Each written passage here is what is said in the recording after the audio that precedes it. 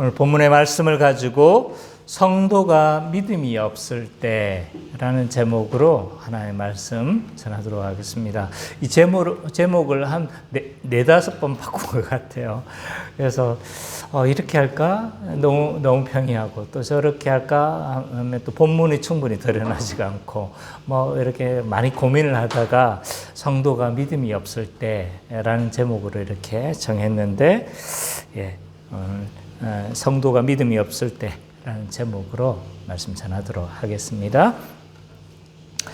지난주 우리가 이제 아브라함의 언약의 부분을 우리가 좀 많이 살펴봤습니다. 그 언약의 내용이 어떤 것이었고, 또 아브라함의 반응이 어땠냐라는 것들에 대해서 우리가 좀 살펴봤어요.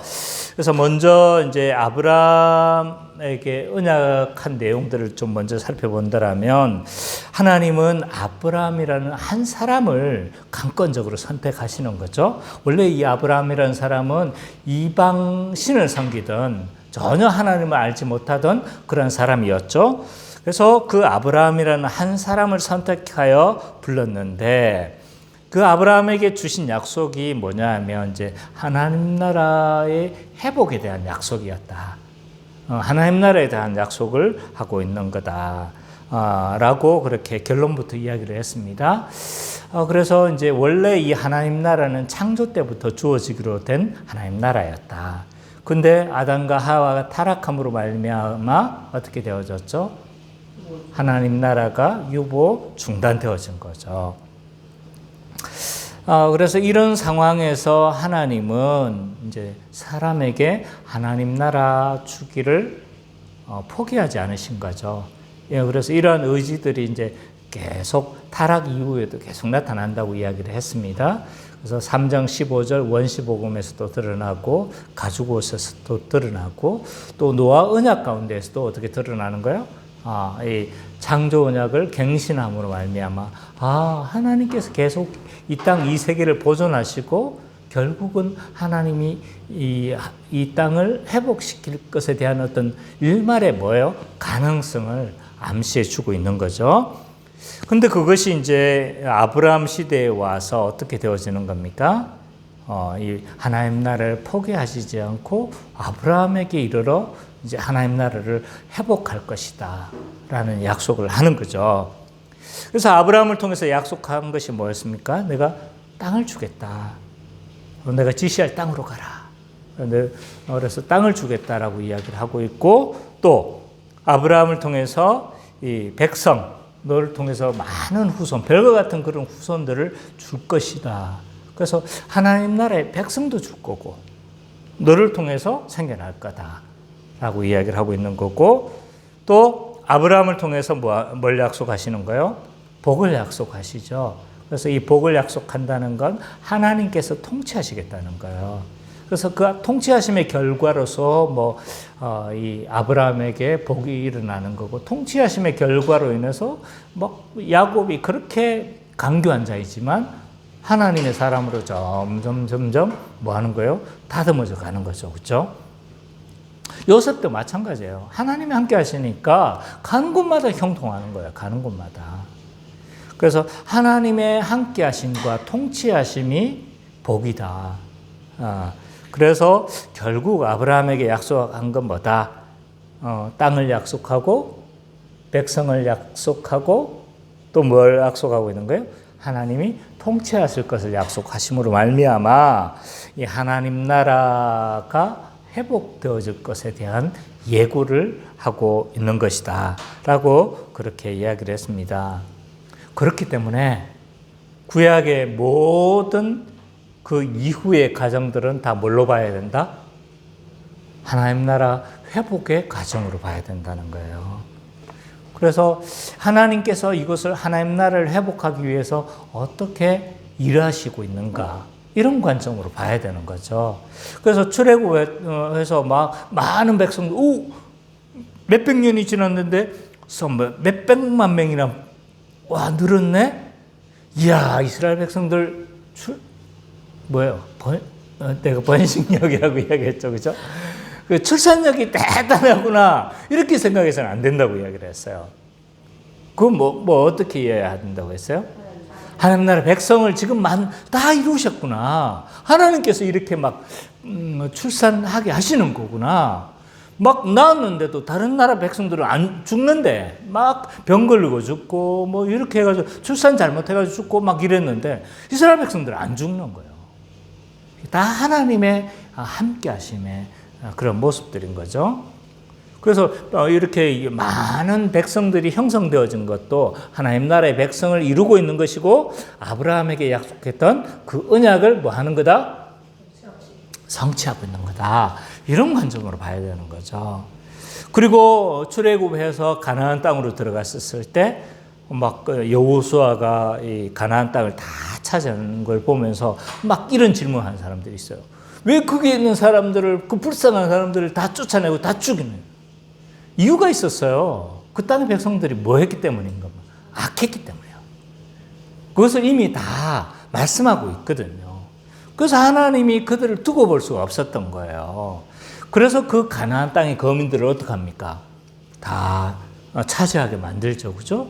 근데 그 차지함이 뭘로 봐야 된다? 하나님께서 아브라함에게 약속했던 그 땅을 지금 차지하고 있고 그렇게 되어지는 거구나. 그럼 통치는 어떻게 이루어지고 있냐?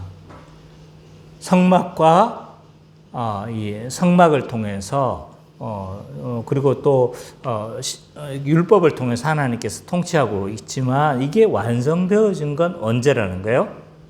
어느 시대? 다윗과 솔로몬의 시대 때 이게 완성되어지는 것이다. 그래서 이런 과정들은 다 하나님 나라의 성취의 과정이다. 근데 이게 최종 성취의 모습인가요? 아니라고 했어요. 다윗의 모습을 통해서도 솔로몬의 모습을 통해서도 불안함이 보이는 거예요.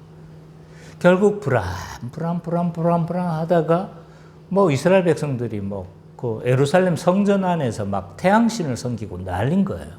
그 지경까지 간 거예요. 그래서 어떻게 됩니까? 이들도 쫓겨나게 되는 거죠.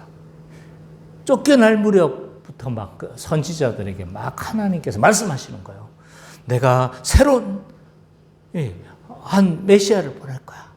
한 왕을 보낼 거야. 그러면서 메시아적 전망을 막 쏟아내기 시작하는 거예요. 그러면서 이 하나님 나라가 온전하게 성취되어질 때가 온다는 거예요. 그때가 언젠가요? 메시아의 오심, 그리스도의 오심으로 말미암아 하나님 나라가 이 땅에 오게 되어지는 거다. 라고 할 수 있는 겁니다. 그래서 하나님 나라의 관점으로 다 성경 전체를 바라볼 수 있는 눈을 켜야 돼요, 우리는. 그래서 복음서도 하나님 나라 관점인 거죠. 내가 자꾸 준비하지 않는 쪽으로 자꾸 멀리 가고 있는데 어쨌든 이런 하나님 나라의 관점으로 성경을 바라볼 수 있는 눈들이 생겨야 되는 겁니다.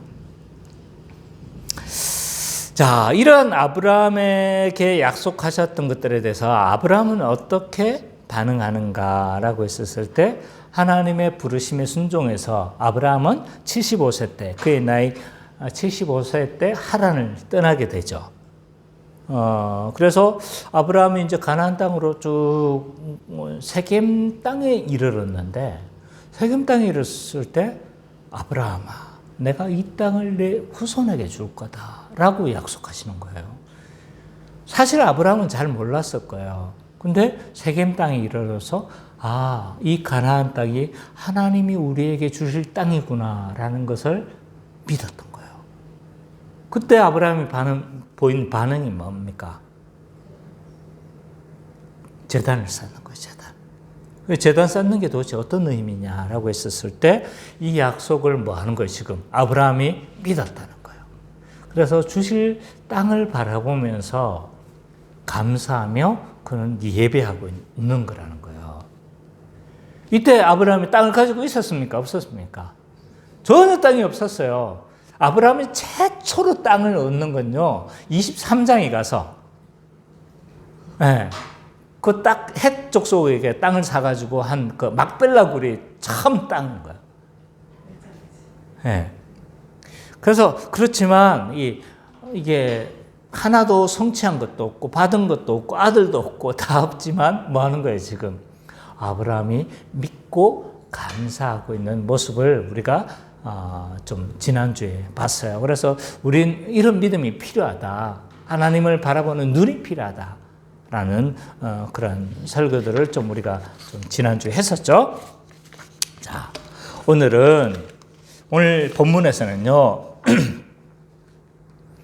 하나님의 언약 백성이 믿음이 없을 때 도대체 어떤 일이 벌어지는가를 좀 잘 보여주고 있어요. 앞에서 아브라함은 어떻게 했다고 했어요? 제단을 쌓음으로 말미암아 정말 감사하고 하나님이 아무것도 주신 것이 없지만 성취된 것이 아무것도 없지만 그럼에도 불구하고 이루어 주실 그 하나님 나라를 바라보면서 뭐 한 거예요? 즐거워하고 기뻐하면서 제단을 쌓았어요. 근데 얼마 후에 금방 이 아브라함이 믿음 없는 모습을 지금 보여주고 있는 거죠. 그게 이제 어떤 모습이냐라고 했을 때 10장에서 20장 전체를 말하는 거지만 10장부터 16절까지만 우리가 살펴보면서 어떻게 이 아브라함이 믿음 없는 모습을 취하고 있는가 좀 살펴봤으면 좋겠습니다. 선미자매가 좀 읽어주시겠습니까? 그 땅에 기근이 들었으므로 아브라함이 애굽에 거주하려고 그리로 내려갔으니 그 땅에 기근이 심하였습니다. 그가 애굽에 가까이 이르렀을 때 그 아내 사라에게 말하되 내가 알기에 그대는 아리따운 여인이라 애굽 사람이 그대를 볼 때에 이르기를 이는 그의 아내라 하여 나는 죽이고 그대는 살리리니 원하건대 그대는 나의 누이라 하라. 그러면 내가 그대로 말미암아 안전하고 내 목숨이 그대로 말미암아 보존되리라 하니라. 아브라함이 애굽에 이르렀을 때 애굽 사람들이 그 여인이 심히 아름다움을 보았고 바로의 고관들도 그를 보고 바로 앞에서 칭찬하므로 그 여인을 바로의 궁으로 이끌어들인지라. 이에 바로가 그로 말미암아 아브라함을 후대하므로 아브라함이 안과 소와 노비와 암수나기와 낙타를 얻었더라. 자, 오늘 본문을 보니까요. 아브라함이 애굽으로 내려가는 걸 볼 수가 있어요. 애굽으로 내려간 이유는 극심한 뭐 때문이었다고 이야기를 해요? 기근 때문이었다라고 이야기를 하고 있습니다. 이집트는요. 세계 3대 곡창지대는 아니에요. 세계 3대 곡창지대가 어디입니까?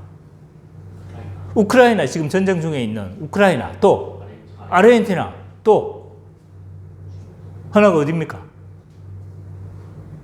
북미. 내가 알기로는 북미로 알고 있거든요. 맞나요? 하나를 내가 갑자기 생각이 안 나네. 어쨌든 세계 3대 곡창지대는 아닙니다. 그럼에도 불구하고 있잖아요. 이 이집트는요, 엄청난 곡창지대입니다. 그래서 이 이집트에게 붙어 있는 별명이 있는데, 그 이집트에게 붙어 있는 별명이 뭐냐면, 지중해의 빵 공장이다. 라는 별명이 붙어 있어요. 그래서 이 이집트에서 생산되는 그 밀은요, 어마어마하게 그 양이 생산되어졌습니다. 그래서 이 로마 시대에는요, 이 이집트가 굉장히 중요했습니다. 그래서 이집트를 자기 영향권 안에 계속 두고 있었지만, 잃어버리지 않으려고 또 권력 다툼이 이럴 때도 있잖아요. 안토니우스하고 그 누구예요? 옥타비아누스하고 막 그 삼두정치를 하다가 서로 틀어져 가지고 어떡합니까?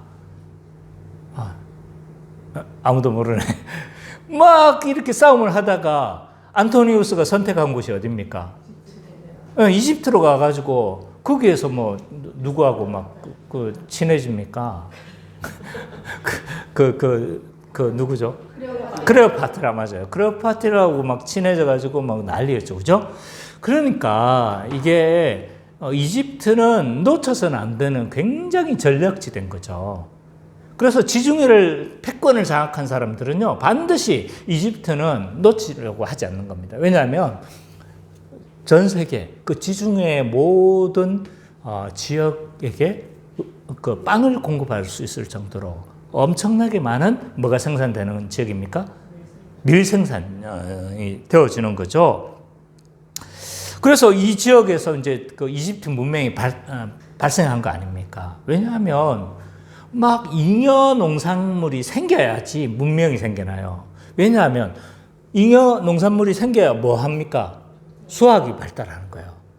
지금 얼만큼 남았고 몇 개 남아있고 이런 수학이 발달할 수밖에 없는 거죠. 그리고 나일강에서 범람하고 난 후에 땅의 경계가 다 사라져. 한 해가 지나면. 그럼 어떻게 하는 거예요? 청량을 해야 되는 거예요. 청량. 여기 누구 땅이었다는 거 알아야 되잖아요. 다 훑고 지나가니까 누구 땅인 건지 모르잖아요. 그러니까 청량술이 발전해 있는 거예요. 그래서 뭐가 생겨난 겁니까? 피라미드 정확한 청량이 이루어지는 겁니다. 그래서 그런 상황 가운데서 이제 이런 이집트 문명도 발생하게 된 거거든요. 어쨌든 이런 기근에 아브라함이 이집트로 내려가는 건 뭐다? 지극히 정상적인 것이다 라고 할 수 있습니다. 그래서 아브라함과 사라가 기근 때문에 내려간 것으로 보여집니다. 그러면 아브라함이 가나안 땅을 버리고 하나님이 약속한 땅이잖아요. 가나안 땅을 버리고 이집트로 내려가는 게 잘했냐? 어떻게 생각하세요? 어떻게 생각하세요? 네. 우리가 봐서는 이제 믿음 없는 행동처럼 보여지는데 성경은 여기에 대해서 있잖아요. 잘했다, 못했다, 믿음 없는 행동이다라는 판단을 안 하고 있어요. 물론 이제 그 성경 창세기 전체가 이 가나안 땅을 계속 유지를 하고 그 가나안 땅 안에 머무는 게 굉장히 중요한 일입니다. 그런 관점에서 본다라면 이 아브라함이 가나안 땅을 떠나 이집트로 내려가는 것은 굉장히 좀 믿음 없는 행동이라고도 할 수 있는 것 같아요. 어쨌든 그렇습니다. 어쨌든 이 오늘 본문에서는 여기에 대해서 지지하지도 않고 비난하지도 않는다. 근데 문제는요, 이 분명한 것이 있어요. 뭐냐면 아브라함이 하나님을 신뢰하지 않고 있다는 게 너무 분명하게 드러나고 있어요. 자, 그 12장 6절을 보면 아브라함은 지금 누구 족속들 가운데 있습니까? 가나안 족속들과 같이 가고 있었죠. 지금 아브라함이 그 안에 땅이 있었습니까? 없었습니까? 그러니까 여기도 거류하는 인생이긴 마찬가지예요. 맞죠? 그러니까 여기서도 이방 사람들 가운데 거류하기도 마찬가지고 여기에 있는들, 저기에 있는들 이방 가운데 있는 것은 분명한데 이집트에도 뭐 이방인들 가운데 있는 거잖아요. 그죠? 그런 상황 차이는 별로 없음에도 불구하고 가나안에 있을 때 아브라함의 모습은 굉장히 믿음의 모습을 보이고 있단 말이에요. 그죠? 제단을 쌓는 모습이라든지 또 약속을 따라서 뭐 하란에서 막 지시할 땅으로 막 가는 거잖아요. 이런 모습을 보면 굉장히 믿음 있는 모습을 보이고 있는 건데 지금 오늘 10절에서 20절 사이에 아브라함의 모습은 어떻습니까? 상황은 별로 변한 것이 없음에도 불구하고 현저하게 대조되는 모습을 보이고 있다는 거예요. 기근이 찾아오자 아브라함은요, 하나님께 묻지도 않아요. 어쩌면 잠시 피할 수도 있어요. 그죠?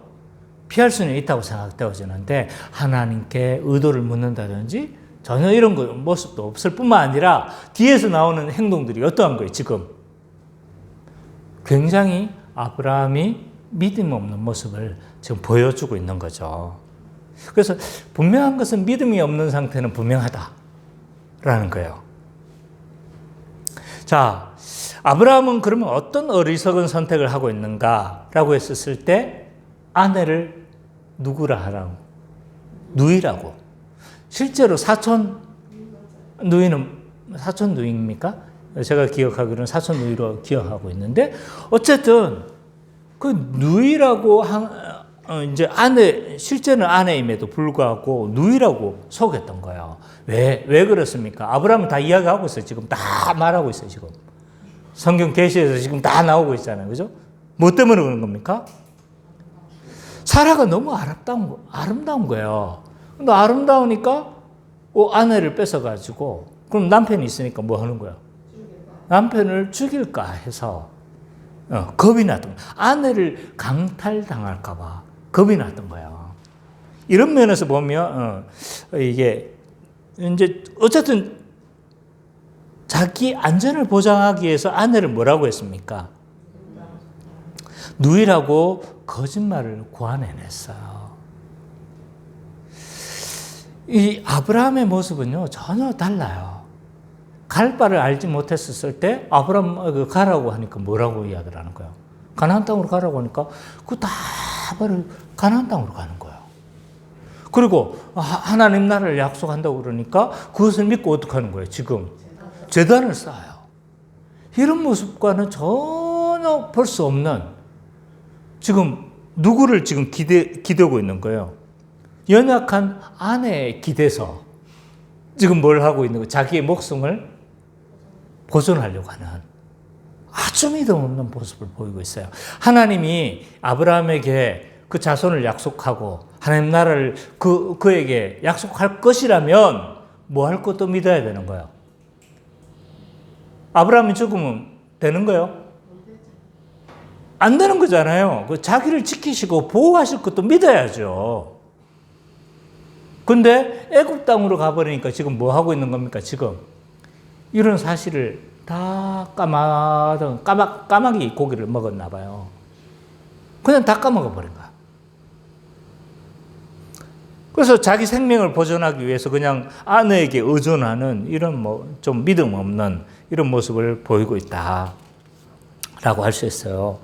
자, 하나님 백성이 있잖아요. 하나님의 통치를 믿지 않으면, 하나님의 통치를 믿지 않고 믿음이 없으면 인간적인 방법을 동원하게 되어져 있습니다. 그래서 하나님이 공급하실 걸 믿으면 우리가 하나님 앞에 기도하고 하나님께 간구하고 하나님이 채워주실 것에 대해서 막 믿으면서 기도의 자리로 가게 되어지는데, 믿지 못하면 어떻게 되는 거예요? 기도하지 않는 거예요. 왜? 하나님의 섭리를 안 믿거든요. 그래서 막 어떻게 하는 겁니까? 인간적인 여러 방법들을 동원하는 거예요. 저래 볼까? 저렇게 해볼까? 저렇게 해볼까? 누구한테 전화해서 도와달라고 할까? 뭐 이런 방법들을 자꾸 동원하게 되는 겁니다. 하나님의 백성이 믿음이 떨어지면요, 어떤 일이 벌어지냐면 반드시 우상숭배로 치우치게 돼 있어요. 왜? 하나님을 믿지 못하니까 다른 믿을 만한 것을 의지하게 되어져 있습니다. 믿을 만한 게 뭐예요? 예?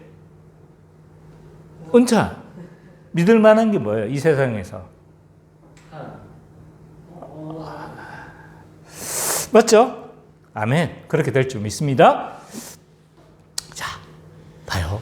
하나님을 믿어야 되는데, 속으로는 겉으로는 그렇게 말하지 않는데, 돈이 더 믿음직스러운 거야. 그러니까 돈을 자꾸 축적하려고 하는 거야. 돈을 축적해서 뭐 하려고 합니까? 그래서 막 돈을 벌기 위해서 막 수단과 방법을 가리지 않는 거예요. 그래서 옛날처럼 막 어떤 뭐 형상의 우상을 섬기지는 않지만 돈을 섬기고 또 관계를 섬기고 또 권력을 섬기고 막 이런 일들이 벌어지는 거예요. 한번 보세요. 권력을 섬기는 사람이 얼마나 많은지. 권력 때문에 지금 막 온갖 암투가 일어나는 거 보고 있습니까? 나는 보여요. 막 온갖 암투가 벌어지는 거야. 친구도 없어. 이 권력이 뺏기면요, 같은 당이라고 해도 완전히 공격하고 난립니다. 권력이 그만큼 무서운 거예요. 근데 그게 지금 자기가 그걸 섬기고 있다는 사실도 몰라. 어쨌든 믿음이 없으면요, 온갖 인간적인, 아브라함처럼 인간적인 뭘 동원하게 돼 있습니까? 방법을 동원할 수밖에 없다. 그래서 인간이라는 존재는요, 절대로 중립적이지 않습니다. 중립적인 공간을 가지고 있지 않아요. 하나님을 신뢰하든지 우상을 섬기든지 믿음을 선택하든지 아니면 불신앙을 선택하든지 하나님을 붙잡든지 아니면 인간적인 방법을 동원하든지 이거 아니면 이건 거예요. 중립적인 상태가 없는 거예요.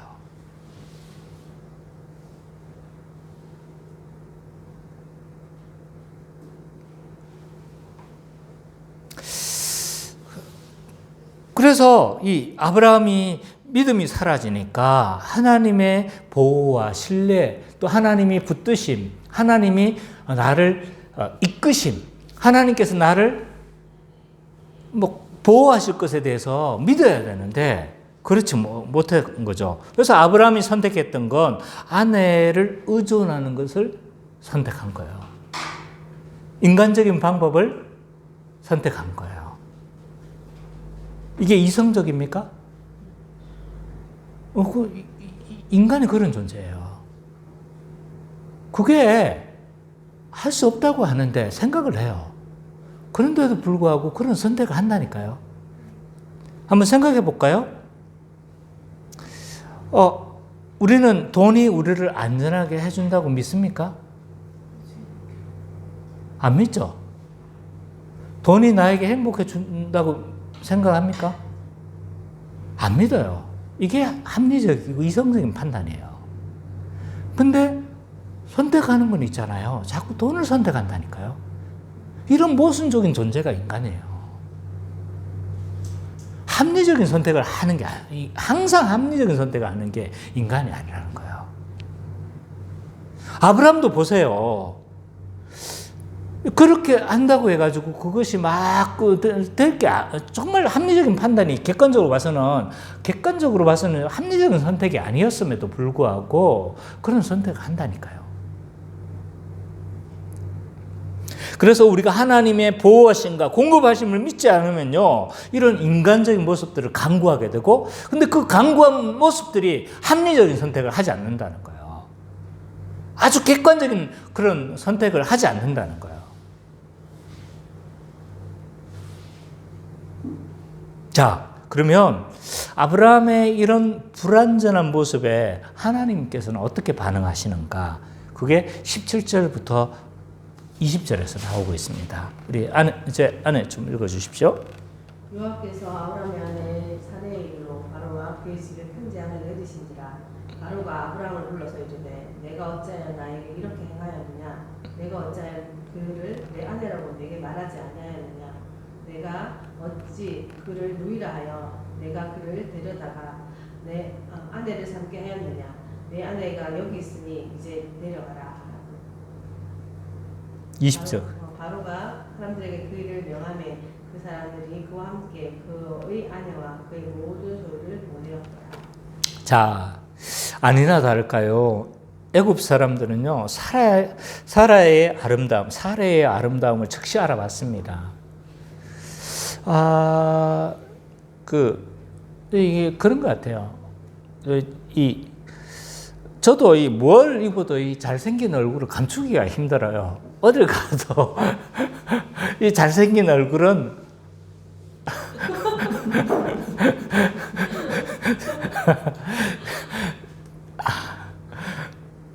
그렇죠? 이 찝찝함은 뭘까요? 어쨌든 이 살아도 이 아름다움을 숨기기가 힘들었던 것 같아요. 그래서 어떻게 했습니까? 그래서 이 사라의 아름다운 미모는요, 너무 애굽 사회 가운데에서도 숨기기가 어려웠던 것 같아요. 그래서 어떻게 했습니까? 사람들이 막 사라의 아름다움을 놓고 막 칭찬하기 시작한 거예요. 그러니까 바로왕이 뭐 합니까? 불러들이는 거죠. 그래서 이 사례를 뭘로 삼냐 하면 바로의 아내로 삼는 게 아니라 여러 처 중에 하나, 첩 중에 하나로 아마 삼았던 것 같아요. 그래서 아브라함은 이 사례를 통해서 자기 목숨을 보존하려고 했는데, 근데 지금 어떻게 된 겁니까? 아내를 지금 잃을 위기에 지금 처하고 만 거죠. 여기에 대해서 하나님이 어떻게 반응하시냐면, 이 막강한 권력을 가진 이 당시가 가장 애굽 사회 중에서 가장 강력했던 시기예요. 그래서 이게 아마 이 출애굽 왕조하고 그 이전 왕조 때가 가장 애굽의 전성기예요. 그러니까 뭐 이 가장 강력한 시대, 왜 우리 뭐 그 어딥니까? 이 대피라미드가 있는 뭐 그쯤 시대가 되는 거예요. 그러니까 가장 전성기예요. 우리가 보는 그 가장 아름다운 애굽의 문명이 이 당시 때 다 형성이 되는 거거든요. 그러니까 얼마나 이 바로의 권력이 대단했겠습니까? 그죠? 그래서 이 바로에게 잡혀가지고 궁에 지금 갇혀 있는 상태.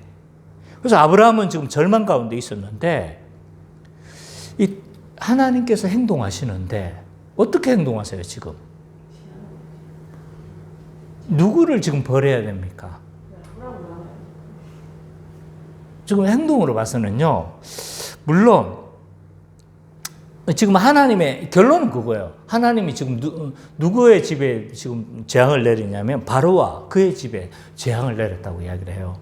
그러니까 아마 바로뿐만 아니라 그 집안이 완전 쑥대밭이 다 된 것 같아요. 쑥대밭이 되고 막 엉망이 되어지는 거예요. 막 온갖 불행이 생기는 거예요. 그래서 이게 웬일인가 싶어서 살펴보니까 이제 이 사실을 다 알게 되어진 거겠죠. 그래서 뭐 합니까? 이제 이 바로의 모든 집에 다 재앙을 내리는데, 이 상황들을 보면요, 이 죄악의 경중을 따지면 바로나 아브라함이나 삐까삐까해요 지금. 아브라함은 어떻게 했어요? 지금 자기의 아내를 뭐라고 했습니까? 자기 아내를 누이라고 했으니까, 그래도 바로의 입장에서 보면 그 누이니까 첩으로 삼아도 됩니까? 안 됩니까? 뭐 크게 문제가 없는 상황인 거예요. 왜냐면 그 누이니까. 근데 이제 아브라함은 뭐예요? 내가 오늘 말이 조금 꼬이네. 어쨌든 뭐 바로의 입장에서는 모르고 했단 말이에요. 아브라함은요, 자기 아내를 지금 속였단 말이에요. 그 당시 이 남의 아내를 빼앗아서 자기의 아내로 삼는 사람은요, 저기 그 비슷한 연대에 그거 뭐야, 그 비문에 봐보면 뭐냐면 굉장히 심각한 죄였어요. 사형이에요, 사형. 아무리 왕이라 할지라도 이건 큰 죄인 거예요. 그래서 물론 뭐 이것 때문에 뭐 바로가 막 죽거나 뭐 그렇진 않죠. 근데 바로도 굉장히 잘못하는 일이 되어지는 거거든요. 그런 걸 봤었을 때 이 바로의 죄나 아브라함의 죄나 삐까삐까해요. 근데 아브라함이 어떻게 보면 더 큰 재앙을 받아도 이게 할 말이 없는데, 그럼에도 불구하고 누구의 집에만 지금 재앙을 내리는 거예요? 바로의 집에만 지금 재앙을 내리고 있다. 오히려 이제 아브라함은 여기에서 수혜를 얻어요. 뭡니까? 뭐 나귀, 가축, 노비 막 얻어가지고 나온단 말이에요. 이게 어찌된 일입니까? 왜 하나님께서는 아브라함에게 재앙을 내리지 않고 바로에게만 재앙을 내리는가? 이유가 뭘까요?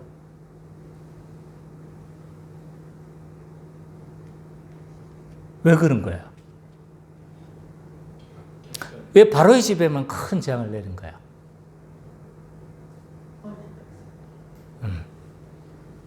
하나님의 언약의 신실함에 그 근거를 찾을 수밖에 없어요.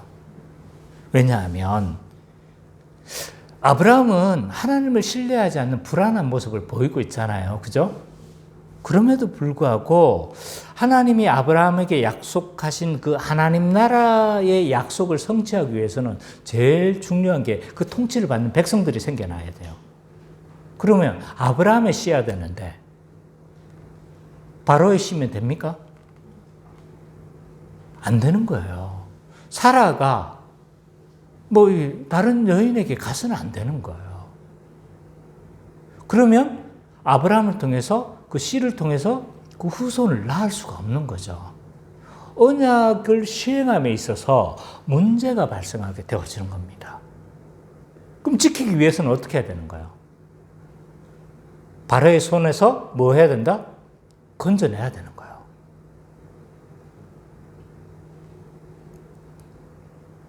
그래서 이 바로의 집에 재앙을 내려야만 했을 수밖에 없었다. 하나님의 입장에서는. 그래서 이 언약의 성취가 하나님의 손에 달려 있는 거예요. 우리 손에 달려 있지 않아요. 하나님의 손에 달려 있다. 그리고 이 사건을 통해서요, 하나님의 전능하심과 하나님의 크심을 아브라함은 목격할 수밖에 없었어요. 왜냐하면 그 당시에 아브라함과 바로는요, 어떻게 됩니까? 개미와 코끼리. 비교도 안 되는 이런 서로의 위치였던 거예요. 근데 하나님은 나를 위해서, 나에게 약속하신 것을 지키시기 위해서 하나님께서 일하심을 보는 거죠. 하나님이 하나님의 전능하심을 목격한 거예요, 아브라함은. 하나님이 이렇게 크시구나. 그 당시 최고라고 여겼던 이집트도 하나님의 손에 그냥 좌지우지 되는구나. 지금까지는 아브라함은 목격을 하지 못했던 거예요. 하나님의 크심을 목격하지 못했어요. 근데 이 일을 통해서 아브라함은 뭘 목격하는 거예요? 하나님의 전능하심을 목격한 거예요. 세상의 최고라고 생각했던 그 당시 대피라미드를 만들었던 이 시대에 하나님은 바로를 완전히 제압하시는 하나님의 모습을 이 아브라함은 목격할 수 있었던 거죠. 그래서 아브라함은 세상에 어떤 왕보다 하나님은 전능하신 분이시구나 라는 것을 목격할 수밖에 없었다라고 할 수 있습니다. 자, 아브라함은 하나님으로부터 재앙을 당하지는 않았어요. 그럼에도 불구하고 있잖아요. 아브라함이 믿음 없는 이 행동을 했었을 때 어떤 일이 벌어지냐면 이방인의 입을 통해서 수치를 당해요. 그게 18, 19절에서 드러나고 있습니다. 성민이 한번 읽어줄래요? 바로가 아브라함을 불러서 이르되 내가 어찌하여 나에게 이렇게 행하였느냐 내가 어찌하여 그를 내 아내라고 내게 말하지 아니하였느냐 내가 어찌 그를 누이라 하여 내가 그를 데려다가 아내 삼게 하였느냐 내 아내가 여기 있으니 이제 데려가라 하고. 그의 수치스러운 부분을 뭐 하고 있는 겁니까? 지금 바로 입을 통해서 듣고 있는 겁니다. 한번 내가 그 앞에서 딱 막 내 아내가 너무 이뻐가지고 내가 속여서 근데 너무 이뻐가지고 우리 아내를 누군가가 채가서 결혼하려고 하는데 알고 보니까 유부녀네. 그래가지고 나하고 결혼한 사이라는 걸 알았다고 생각해봐요. 당신 왜 그랬습니까? 이러면 그런 소리를 내가 들으면 어떻게 했어요? 얼굴이 안 그래도 홍당무인데 빨개지겠죠, 그죠? 자, 이방인 앞에서 아브라함은요 굉장한 수치를 당합니다. 신자가 그래요. 하나님의 방법을 선택하지 않으면요, 이 세상 가운데서 우리는 수치를 당하는 존재로 전락하고 말 것입니다. 신자가 온전한 빛과 소금으로서 역할을 감당하지 못하면요, 바퀴에 버리워져서 밟혀지느니라 라고 말씀하시는 원리와 동일해요. 신자가 제맛을 내지 못하면요, 쓸데가 없는 거예요. 그렇기 때문에 하나님으로부터 부름을 받은 하나님의 사람들은요, 그 존재로서의 모습이 드러나야 돼요. 그렇지 않으면 여러 경로를 통해서 내버려 두지를 않습니다. 자기 아들인데 내버려 두겠어요? 막 신자의 모습이 없는데? 네. 혼내죠, 그죠? 먹고, 제멋대로 막 살아. 그럼 내버려 두겠습니까? 안 되죠. 안 돼. 네. 어떻게 해서든 돌이키려고 막 하게 될 겁니다. 마찬가지인 거예요. 하나님은 그 과정에서 신자는요, 뭘 당하냐면 수치를 당하는 거예요, 수치를. 그래서 우리가 믿음 없이 죄악 가운데 있었을 때 수치를 당하기 전에 뭐 해야 된다? 돌이켜야 되는 거예요. 그래서 적극적인 회개와 돌이킴이 굉장히 필요합니다. 신자에게는. 하나님이 이걸 깨닫는 기회를 계속적으로 주세요, 우리에게. 하나님은요, 그렇게 긍휼이 많으신 분이에요. 내가 조금 잘못했다고 해가지고, 막 이런 게 아니라니까요. 돌아서, 안 돼! 제발, 돌아서. 막 얼르고 달래는 거예요. 말씀을 통해서 달래고, 주변 믿음의 사람을 통해서 막 경고를 받아요. 또 여러 사람들을 통해서 있잖아요. 막 돌이키라는 그런 메시지를 받는 거예요. 근데 그때 돌아서지 않으면 어떻게 되는 거예요? 하는 극단적인 방법을 취하시는 거죠. 수치를 당하기 전에 우리는 어떻게 해야 된다? 돌이켜야 된다. 어쨌든 아브라함은요, 여호와를 모르는 바로를 통해서 수치를 당하고 맙니다. 이런 과정에서 그는 하나님의 전능하심도 바라보게 되고요. 아, 하나님이 나와 함께 하시는구나. 이런 것도 경험하게 되는 거죠. 이것이 하나님 나라의 백성을 이끌어 가시는 어떤 훈련의 방법인 것 같아요. 창세기를 보면요, 아브라함이나 이 족장들이 많이 나오잖아요. 근데 아브라함이나 이 족장들의 모습을 보면 자세히 연구해 보면요, 그 사람들이나 우리나 똑같아요, 보면. 막 옛날에는 아브라함 대단한 인물 같은데, 근데 성경 연구를 하다 보니까 너무 험도 많아요. 난 최소한 어디 가가지고 우리 아내를 내 누이라고 하지는 않았어요. 나도 똑같아요. 똑같지만 어쨌든 뭐냐면, 아브라함도 한번 보세요. 한 번도 아니고 두 번이나 아내를 누이라고 속이죠, 그죠? 지금 우리 연구하고 있는 부분이죠, 그죠? 두 번이나 속인단 말이에요. 또 야곱은 어떻습니까? 속임수 대망이죠. 속임수 대망. 와, 완전 속임수를, 아버지를 속이고, 또 누구를 속입니까? 형을 속이고, 외삼촌한테는 처음 당해요. 처음엔 당하는데, 나중에 보면요, 막 그 외삼촌을 이겨먹어요, 또. 속임수 대망인데, 하나님께서 어떻게 하시는 거예요? 막 치는 거예요, 계속. 나중에 안 되니까 어떻게 하는 거예요? 환도뼈를 치잖아요. 네. 그래서 결국은 사람 만들어 가는 거예요. 유다는 어떻습니까? 유다의 계보에서 예수님이 오시는 거잖아요. 유다는 굉장히 영적으로 둔감한 인물이에요. 영적으로 둔감하고 도덕적으로도 그렇게 좀 훌륭한 인물이 아닙니다. 근데 그 계보에서 예수님이 등장하는 거예요. 이런 이야기들을 통해서, 아, 이 사람들이 원래부터 믿음이 좋지 않았구나라는 것을 알 수가 있어요. 물론 대단한 측면이 있어요. 그러나 하나님께서 이들을 다듬어 가시는구나. 우리와 같은 혈과 육의 보통 사람들이구나 라는 것을 우리는 발견하게 되는 거죠.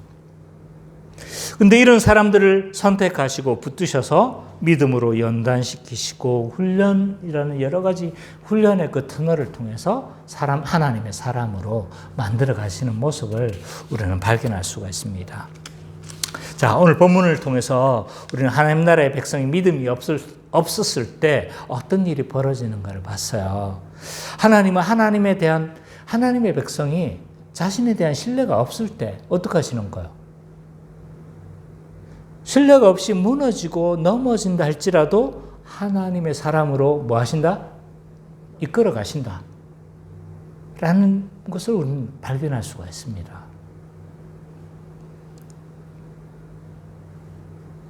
자, 하나님의 백성들은요, 우리가 하나님의 사람이기 때문에 어떤 경우는요, 대단한 믿음을 발휘를 합니다. 어떤 경우는 대단해요, 사실은. 하나님의 사람, 하나님의 아들이잖아요, 우리가. 그죠? 그래서 어떤 경우는, 참 사람이라는 존재가 희한해요.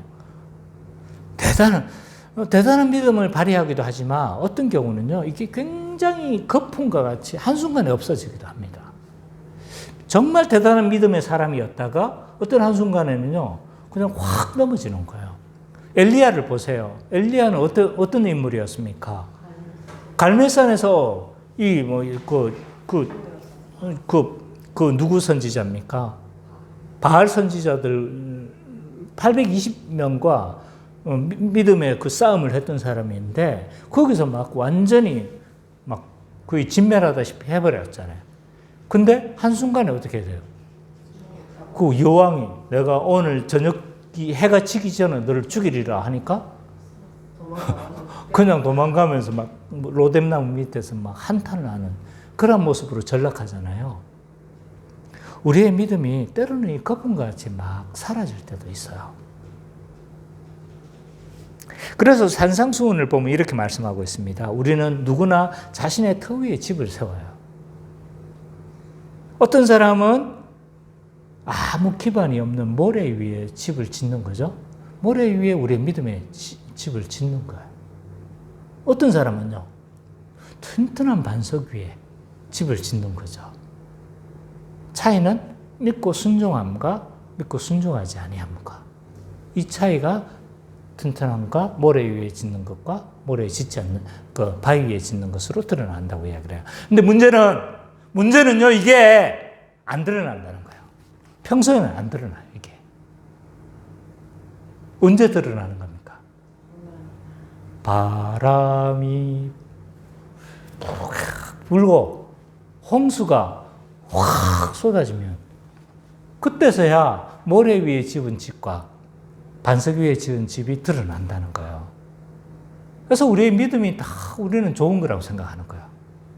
멀쩡하니까 이 사람이나 나나 똑같이 신앙생활하고 똑같이 11조하고 똑같이 주일 성수하고 똑같이 예배 드리니까 누가 믿음이 좋은지 누가 믿음이 없는지 안 드러나는 거예요.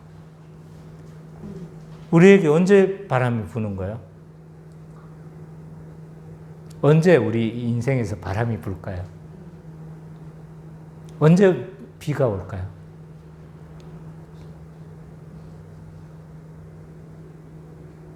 믿음의 저 밑바닥이 드러날 때가 있는데, 그때는 바람이 불 때인데, 그 바람이 불 때는 언제냐라고 했었을 때, 뭐 개인적인 고난일 수도 있어요.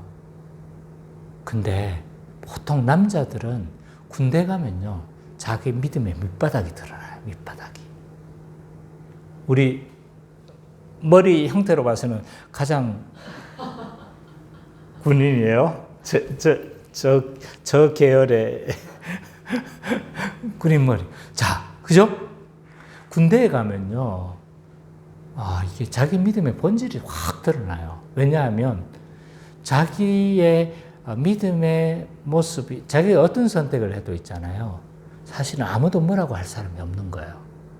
그러니까 믿음 없는 행동을 해도 아무도 여기에 대해서 나를 책망한다든지 나의 모습에 대해서 뭐 실망해 한다든지 이런 사람이 없는 거예요.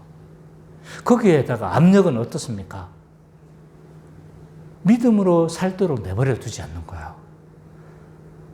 갑자기 재물조사를 하는데 뭐 하러 하냐면 지금 재물이 없어. 우리 중대가 있어야 될 물품이 없어. 그럼 나보고 훔쳐오라고 이야기해요. 우리의 고참은 그걸 위치이동이라고 했어요. 그런 말로 그렇게 했었을 때 막 그런 불법을 자행하도록 만드는 거예요. 이런 게 직장에서 이루어져요. 직장에서는 내가 어떻게 믿음으로 살든 이런 건 상관이 없어요. 직장에서 내가 기여를 하냐, 기여를 하지 못하느냐에 따라가지고 나를 평가하거든요. 그러니까 내가 믿음으로 살든지 안 살든지 전혀 관심이 없어요. 그들에게 관심 있는 건요, 이익이 되냐, 이익이 되지 않느냐예요. 근데 이익이 되도록 하려고 하면 어떻게 해야 되는 거예요? 불법을 자행해야 되는 거예요. 그래서 이중장부를 만들라고 하기도 하고, 어떠서는 이런 걸 막 온갖 있잖아요. 나쁜 짓을 하도록 명령을 하는 거예요. 그런 압력을 주는 거예요. 이때 어떻게 해야 될까요? 우리는 이제 믿음의 실체가 그때 드러나는 거예요. 지금 그런 믿음의 압력을 받아본 적이 있습니까? 받아본 적이 있어요? 별로 없죠, 그죠? 그래서 그 직장이 좋은 겁니다. 네. 좋은 직장 가세요. 이런 너무 많은 압력을 받는 데서 살면 신자가 힘들어요. 그래서 이런 순간 우리에 있잖아요. 내가 반석 위에 지은 믿음의 집인지 모래 위에 지은 집인지 막 확 드러나는 거예요. 그럼 여자들은 그런 게 없을까요? 여성은 이런 게 없을까요? 자매들은 이런 그 믿음의 실체가 드러나는 순간이 없을까요? 보통 언제 이게 드러나냐면 결혼할 때 이게 딱 드러나요. 왜냐하면 정말 나만 위해서 살아줄 것 같은 남편이 진짜 살아보니까 남편이에요. 남편. 막 시댁편이고 막 진짜 다른 사람한테는 잘하는데 나한테는 막 그냥 함부로 대하고 이런 남편으로 돌변하죠. 거기다가 시댁은 어떻겠습니까? 시댁은 우리 집처럼 그렇게 인격적인 시댁이 없어요.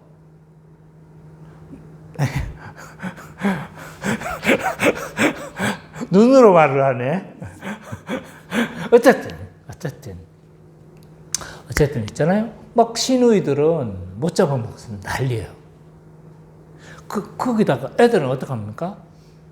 뭐 유튜브에서 나오는 막 얘기 이런 거 한순간입니다. 만에 하나예요, 만에 하나. 그거 하나 때문에 우리 살아가는 거긴 하지만 대부분의 경우는 울고불고 난립니다, 난리. 그냥 나한테 뭐 사달라고 뭐 해달라고 하고 대부분의 경우는 다 그런 거예요. 그런 상황에서 내 믿음을 어떻게 유지할 수 있을까요? 속된 말로 결혼하고 나면 황폐해집니다. 그 좋던 사람, 믿음이 좋던 사람도 그냥 이런 순간에서는 예배도 제대로 못 드리지, 막 애 간수하느라고 예배도 못 드리죠? 그게 한 1, 2년 누적돼 보세요. 그러면 완전히 믿음의 그 순간들이 완전히 박살 나버립니다. 그래서 이제 그때는 자기 실체가 드러나는 거예요.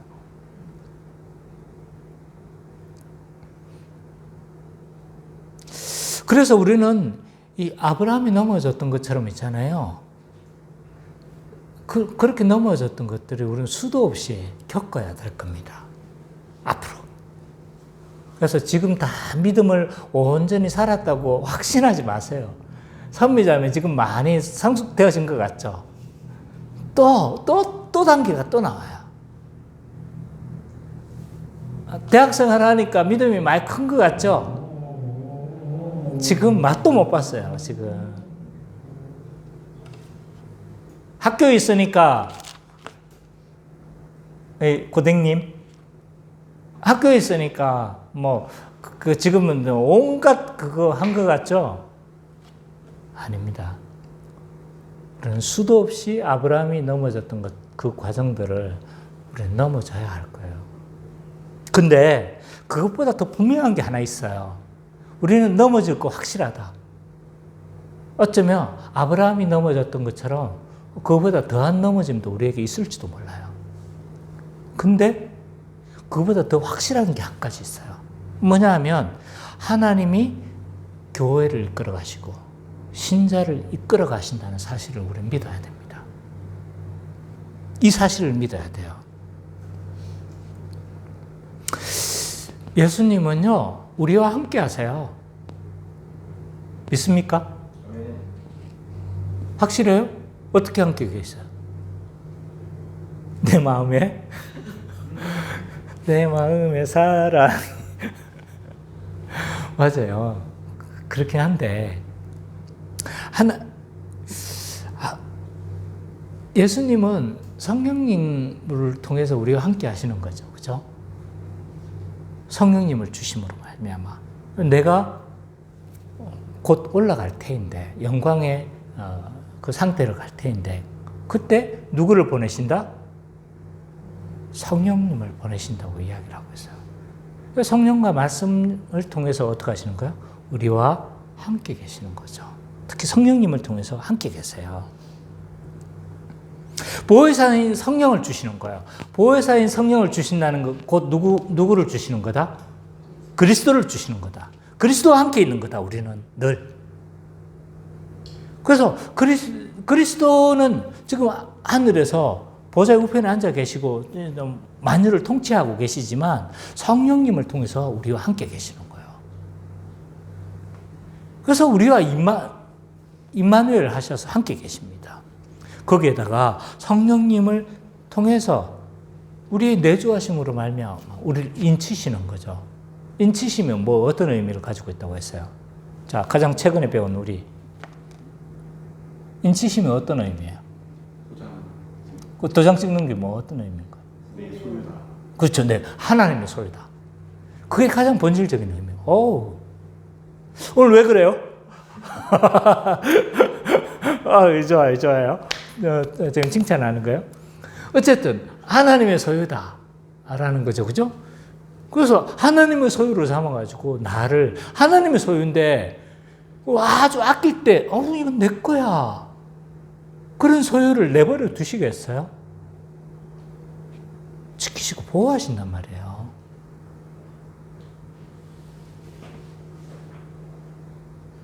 또 성령님을 주심으로 말미암아 새 언약을 성취하게 하시는 거죠.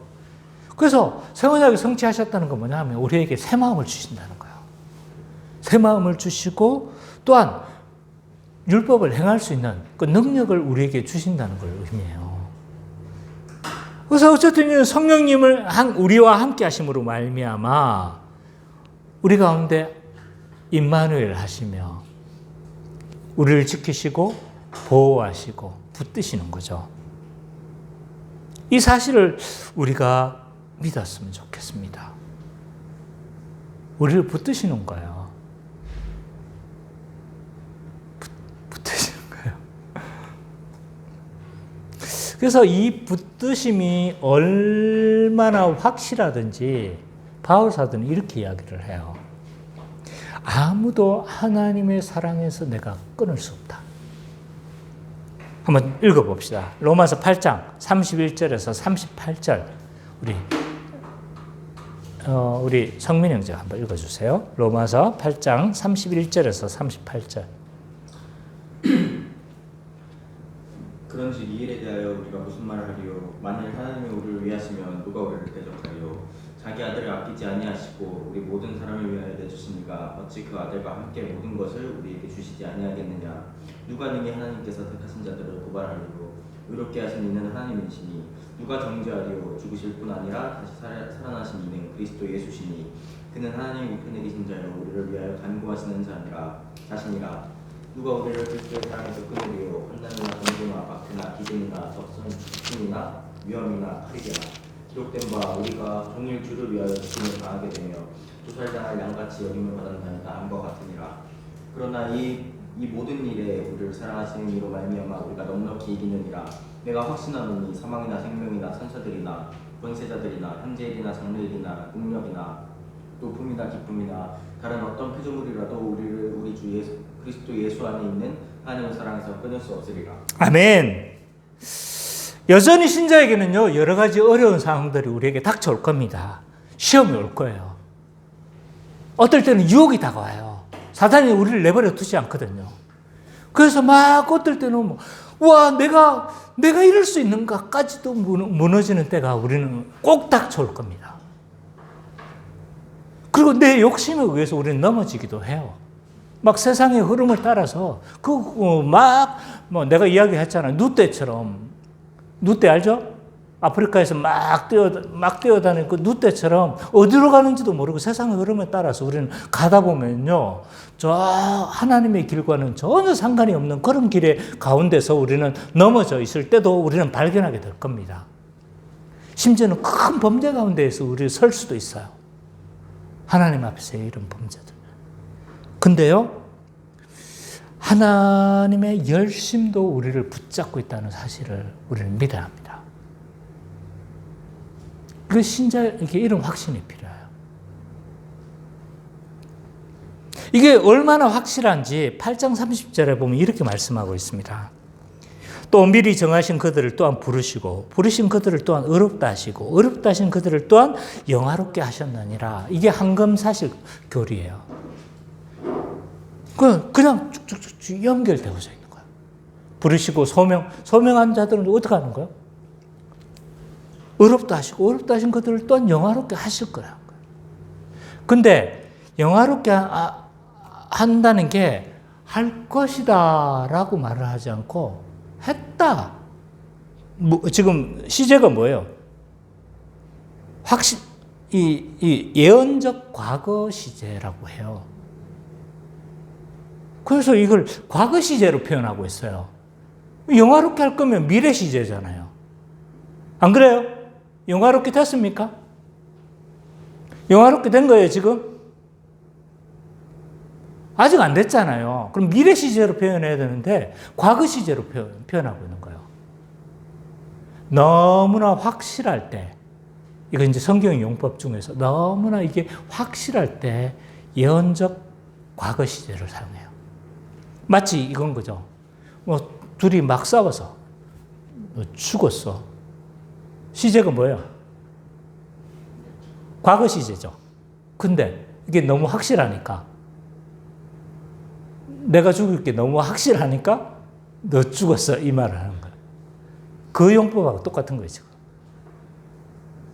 너무나 확실하기 때문에 성령님께서 우리를 붙드시고 이 영화까지 우리를 이끌어 가시는 게 너무나 확실하기 때문에 예언적 과거 시제를 지금 사용하고 있다. 그래서 신자를 이렇게 이끌어 가시고 붙드시고 보호하시고 심지어 죄악 가운데 있었을 때 끌어내시고 강권적으로 끌어내시고 이끌어 가신다는 그 사실을 우리는 믿어야 합니다. 혹여나 우리가 넘어지는 순간도 있을 겁니다. 때로는 정말 하나님 앞에 설 면목도 없을 때가 있을 겁니다. 그렇지만 하나님이 그 가운데 있다 할지라도 우리를 끄집어내시고 붙드시고 나를 세우시고 나를 영화롭게 하실 그 하나님을 우리는 믿어야 돼요. 그래서 넘어진다 할지라도 너무 오래 비관하지 마세요. 하나님께 돌이키며 나와야 됩니다. 교회적으로도 마찬가지예요. 우리의 지금 모습들이 너무나 미미해 보이고 초라해 보일 수도 있습니다. 가끔씩 저도 그런 생각을 가져요. 우리 가족밖에 없는 것 같고 이렇게 선미자매처럼 그러니까 열심히 하는 자매가 있음에도 불구하고 못 보는 거예요. 못 봐. 정말 100명의 역할을 하는 이런 선미자매가 있음에도 불구하고 못 봐. 그게 안 보이는 거야. 근데 하나님은요, 우리 교회를 이끌어 가실 거라는 거예요. 선미자매가 지금 한 명밖에 없지만 여기에 선미자매가 또 앉고 여기에 선미자매가 또 앉고 저기에 선미자매가 또 다른 선미자매들이 앉을 거라는 거예요.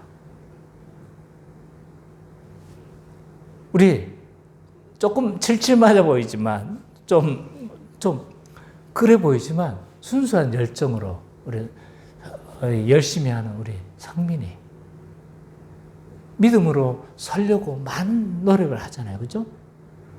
성민이가 지금은 그렇지만 이 성민이 같은 아주 든든한 형제들이 정말 많은 교회로 그러면 좋겠죠. 그죠?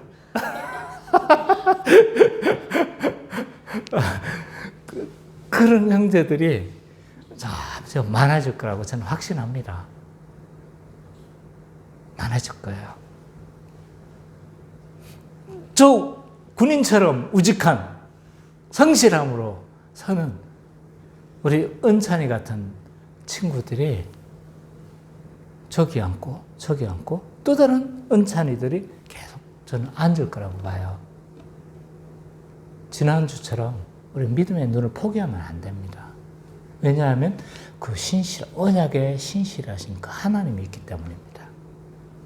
그 언약의 하나님을 바라보면서 오늘 하루도 또한 내일 하루도 그 다음 하루도 날마다 믿음으로 서나가는 우리 기쁨의 교회 모든 성도님 되시기를 간절히 축복합니다.